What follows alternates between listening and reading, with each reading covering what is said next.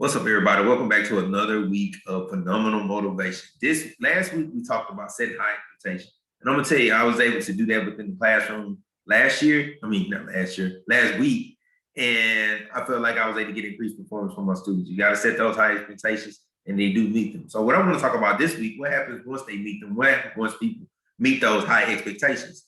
No, what happens? You should actually give them their flowers. Now, I'm gonna explain that concept of giving them flowers. It's kind of a figure of speech that people say give people their flowers while they're here. Because normally you give people flowers when they pass away. You know, they pass away and you want to say positive things about them and you leave flowers at their grave site or whatever. But in real life, you should give people flowers while they're here. Tell them why they're awesome. Tell them why the things that they do right. So if you want to make this applicable to like the classroom or any context, I can just tell you, like within my classroom, I've always had student of the month and student of the week and student of the month. Initially, I had student of the week.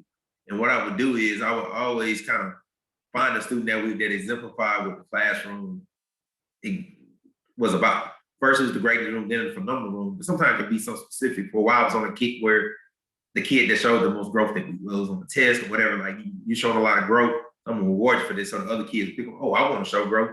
So I'm gonna be student of the week. And I always told kids, I don't sit there and give you cool points just because you behaved in class, because you did certain things. You're supposed to do those things.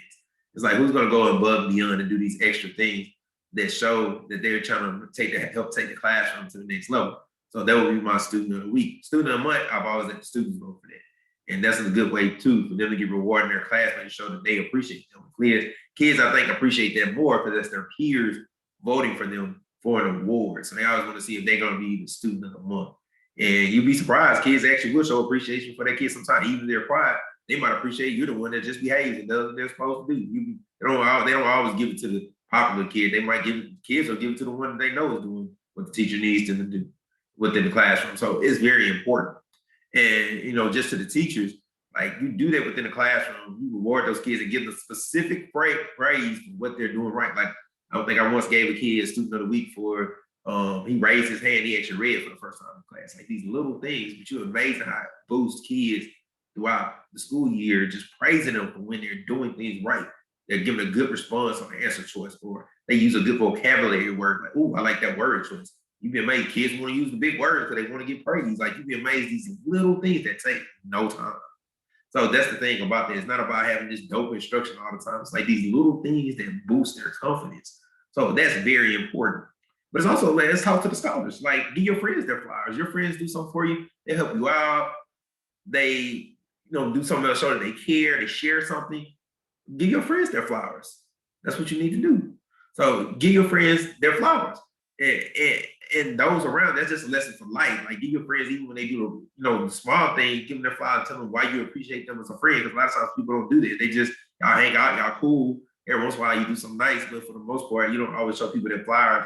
It's all right, man. Like, oh man, I really appreciate it when you do that. Even if they're your friends, like I have best friends I hung out with since we was little kids. But every once in a while you need to tell them, like, yo, man, I appreciate it when you do this. So man, give people their flowers while it's here so you don't feel bad when they're not going or not around you anymore.